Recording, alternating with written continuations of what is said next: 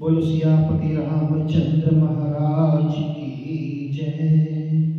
पवन सुत हनुमान की जय। विष्णु भगवान की जय। बाल महात्मा का तीसरा अध्याय। तब राजा दलीप कहने लगे, महाराज, ये पर्वत कितना ऊंचा है और कितना लंबा है, कितना चौड़ा है। तब वशिष्ठ जी कहने लगे, 36 योजन 1 योजन 4 कोस का होता है। 1 योजन 4 कोस का होता है। ऊंचा, ऊपर चोटी में 10 योजन चौड़ा है, नीचे 16 योजन चौड़ा है। जो हरी, चंदन, आम, मदार, देवदार और अर्जुन के वृक्षों से सुशोभित है। दुर्भिक्ष से दुखी होकर के इस सुंदर पर्वत को और फल और फूलों से भरपूर देखकर भृगु वहीं रहने लगे और वहां पर कंदराओं, वनों, उपवनों में बहुत दिनों तक तप करते रहे।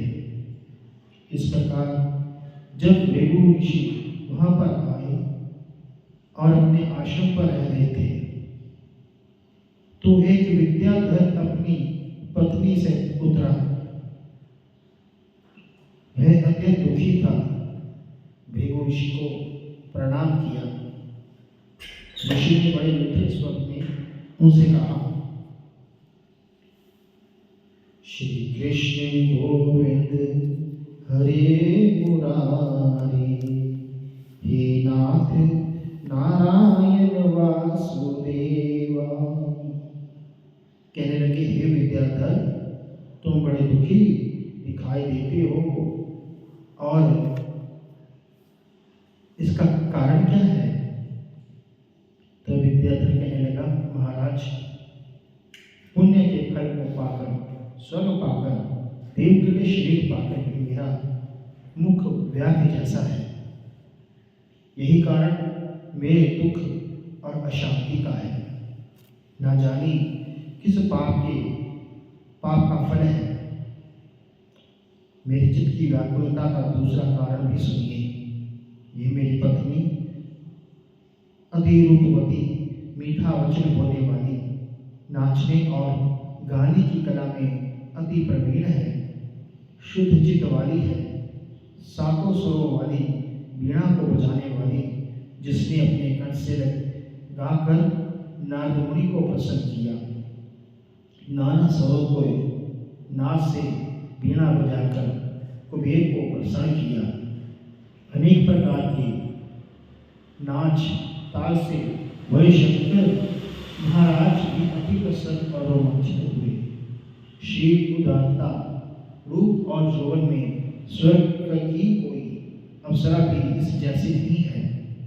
कहाँ ऐसी चंद्रमुखी स्त्री, कहाँ में प्यार मुख वाला, यही चिंता सदैव मेरे हृदय को जलाती है। विद्याधर के ऐसे वचनों को सुन करके तीनों लोगों के भूत, भविष्य और वर्तमान की बात जानने वाले, दिव्य दृष्टि वाले ऋषि कहने लगे, हे विद्याधर, कर्म के विचित्र फल को प्राप्त होकर ज्ञानी पुरुष भी मोह को प्राप्त हो जाते हैं। मक्खी के पैर जितना जहर भी प्राण लेने वाला हो जाता है। छोटे छोटे पापों का फल और भी अत्यंत दुखदायी हो जाता है। तूने माघ के महीने की एकादशी का व्रत करके द्वादशी की ना आने तक और शरीर में तेल लगाया। इसी पाप कर्म से तो व्याध हुआ और एकादशी के दिन उपवास करके द्वादशी को तेल लगाने से राजा पुरुरवा ने भी कुरूप शरीर पाया था। तब वह अपने कुरूप शरीर को देख करके दुखी होकर हिमालय पर्वत पर देव सरोवर के किनारे पर गया और प्रीतिपूर्वक शुद्ध स्नान करके उषा के आसन पर बैठकर भगवान कमल नेत्र और शंख, चक्र, गदा, पद्म धारण किए हुए विष्णु भगवान का चिंतन करते हुए राजा पुरुरवा ने 3 महीने तक निराहार रहकर भगवान का चिंतन किया और इसी प्रकार 7 जन्मों में प्रसन्न होने वाले भगवान राजा के 3 महीने के तब से ही अति प्रसन्न हो गए। माँ की शुक्ल पक्ष की एकादशी को प्रसन्न होकर भगवान ने अपने शंख के जल से राजा को पवित्र कर दिया और भगवान ने उसके तेल लगाने की बात याद दिलाकर सुंदर देवताओं का सा रूप दे दिया, जिसको देख करके उर्वशी भी उसको चाहने लगी। राजा कृत्य कृत्य होकर के अपनी पूरी को चल दिया और भृगु ऋषि कहने लगे, हे विद्याधर, इसलिए तुम क्यों दुखी होते हो?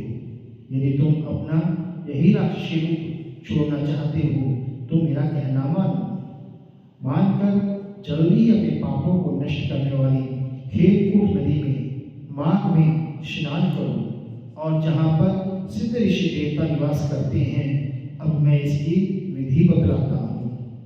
तुम्हारे भाग्य में माघ मास आज से 5वें दिन ही आने वाला है। पोष शुक्ल एकादशी से इस व्रत को आरंभ करो। भूमि पर सोना जितेंद्रिय रह करके दिन में 3 समय स्नान करने, महीने भर निराहार रहना, सब भोगों का त्याग करना और तीनों समय भगवान विष्णु जी का पूजन किया करना। जब तुम द्वादशी को भगवान भोलेनाथ का स्तोत्र और मंत्र से पूजन करोगे, तुम्हारा मुख कामदेव के समान हो जाएगा। देवता भी तुम्हारा मुख देख करके हैरान हो जाएंगे और तुम अपनी पत्नी के साथ सुखपूर्वक क्रीड़ा करोगे और माँ के महीने के प्रभाव को जान करके सदा माघ में स्नान करो। और पाप और दरिद्रता से बचने के लिए मनुष्य को सदा यत्न से माँ के महीने में स्नान करना चाहिए। ये स्नान सब दान और यज्ञ के फल को देता है, पापों को क्षमा करने वाला होता है और पापों को खत्म करने वाला भी होता है। तो वशिष्ठ जी कहते हैं कि राजन, लीप की कथा, ये जो कथा है, कहते हैं भृगु जी ने विद्याधर को तो सुनाई, माघ योगों में भी बढ़कर और योग से बढ़कर गर्जना करता है। पुष्कर, कुरुक्षेत्र, ब्रह्मावर्त, काशी, प्रयागराज और गंगा सागर जैसे संगमों से मनुष्य को जो फल 10 साल में मिलता है, उतना ही फल माघ में स्नान करने से 3 दिन में मनुष्य को मिल जाता है। इसमें संशय नहीं है। चिरकाल तक स्वर्ग में रहने की इच्छा करने वाले मनुष्य को सदा यत्न से माघ में स्नान करना चाहिए और आयु, आरोग्य, धन, रूप, कल्याण और गुण प्राप्त करने वालों को माघ स्नान कभी नहीं छोड़ना चाहिए। स्नान करने वाला इस लोक में और परलोक में सदा सुख पाता है। वशिष्ठ जी कहते हैं कि हे दिलीप, भृगु जी के ये वचन सुन करके वे विद्याधर अपनी स्त्री सहित उसी स्थान पर पर्वत के झरने में माघ का स्नान करता रहा और उसके प्रभाव से उसका मुख देव सदृश हो गया और वह मणिपुरी पर्वत पर आनंद से रहने लगे। और भृगु जी भी नियम की समाप्ति पर शिष्यों सहित और इवान नदी के तट पर आ गए। श्री कृष्ण गोविंद हरे मुरारे, हे नाथ नारायण वासुदेवा। श्री